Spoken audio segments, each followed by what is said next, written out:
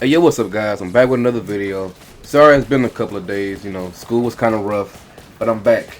And first off, I want to start off by saying thank you again for the support on my last two videos. It's been amazing. All the subs, the positivity, and the comments, and all the likes. It's been great, and I am thankful for it.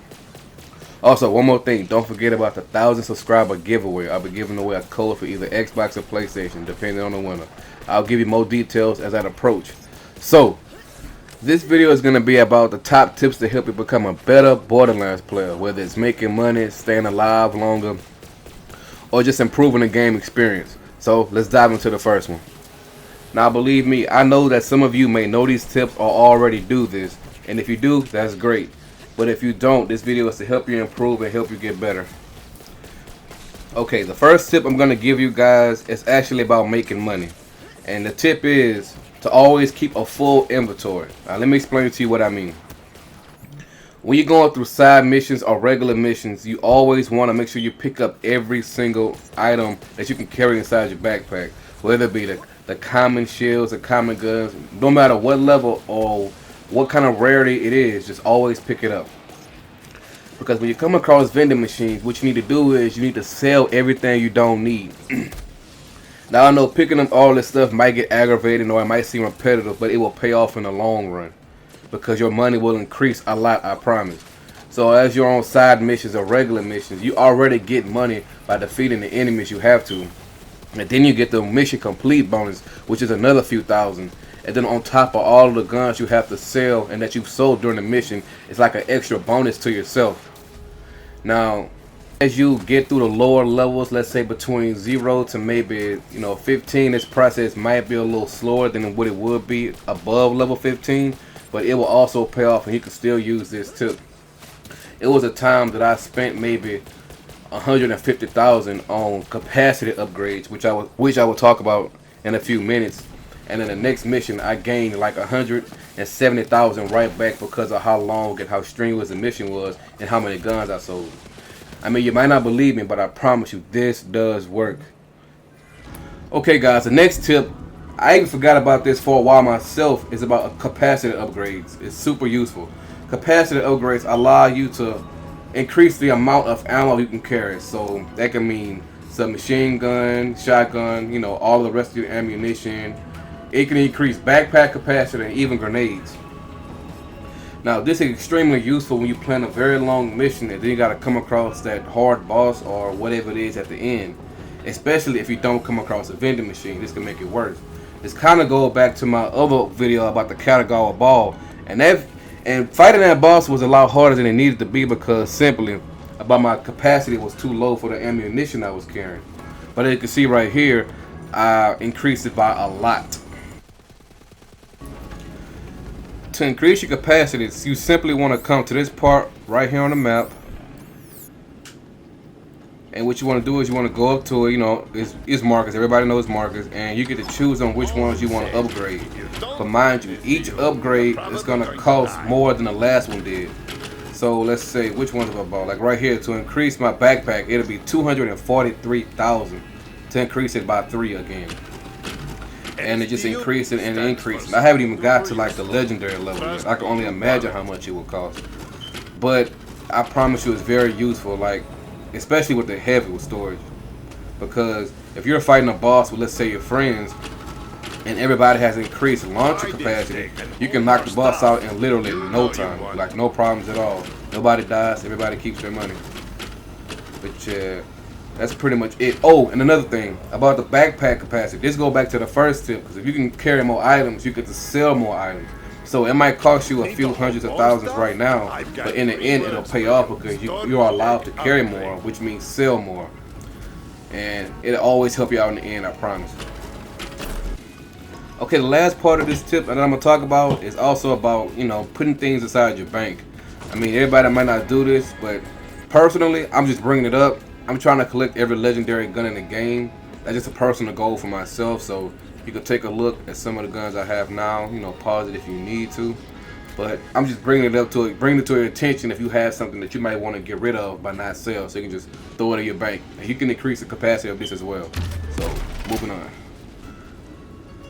Okay, the next thing I'm going to talk about is shields. I don't think Well, maybe y'all do, but I don't think some people understand basically how the shields work and their effects. So basically, there are some shields with like a very high capacity. Like people will go to them and think, oh, this shield has 1,000, 2,000 capacity. Oh, I have to have it. But really and truly, that's not always true. Because certain shields have a bad recharge rate, or some have a bad recharge delay. The recharge delay is how long that shields take to start to replenish after it's been depleted. And the recharge rate is how fast it actually charges back up. So if you have a 2,000 capacity shield with a recharge delay of 5 and a recharge rate of, let's say, 100 or even lower than that, I've seen, it's pretty bad. Because you're running around basically with no shield and just health. And if you're fighting a boss that's dealing out heavy damage blow for blow, you're going to need that shield to recharge fast. And if you don't have it, you're going to die. And then you're fighting, trying to get your second win. And if you don't get it, now you're dead. Now you have to start over. So I just wanted to point that out. Some of you may know, some of you may not. But even if you can find like a high capacity with a great recharge delay and a great recharge rate, that's great. That's amazing. Like, I stumbled upon this. Like, I guess I got lucky finding it. My luck has been pretty insane in this game so far compared to the last Borderlands. Like, I don't know what's been going on, but I'm not complaining. So the thing you take from this is always make sure you have a good capacity, but an even better recharge delay and an even better recharge rate. Alright, for the next tip, this is basically a customization tip. And a lot of people don't know, but some of you may do again, is that you can change the skin of your gun. So what you want to do is you want to click the options tab to do this. Hover over the gun and click expect. That's usually a right click on Xbox or PlayStation. And what you do is in the bottom right corner hit X or square, and it will show you the skins. You can either choose a regular skin or the 4 that they give you. Now I'm not totally sure if these are 4 skins that I received for pre-ordering the game, the Super Deluxe Edition, or these just are basically 4 that they give you for each weapon. So let me know in the comment section if anybody else have these that didn't order the Super Deluxe Edition. But yeah, you just hover over each gun and just go through them, see which color combinations you might like or may not like, or you might just want to go with the stock camo that's already over it. But yeah, that's basically what they all look like. I'm trying to give you an example of each of weapon types. That's a shotgun, and this an assault rifle, even though it really don't look like it. And this is my launcher right here, I believe. So yeah, man, that's a nice skin. So the next useful tip that I'm gonna give you guys, some of you might know it already because the game gives you an intro to it, but it's about fast travel. This saves you a lot of time because it allows you to visit places inside the map that you've already been. It is extremely useful. I'm about to give an example.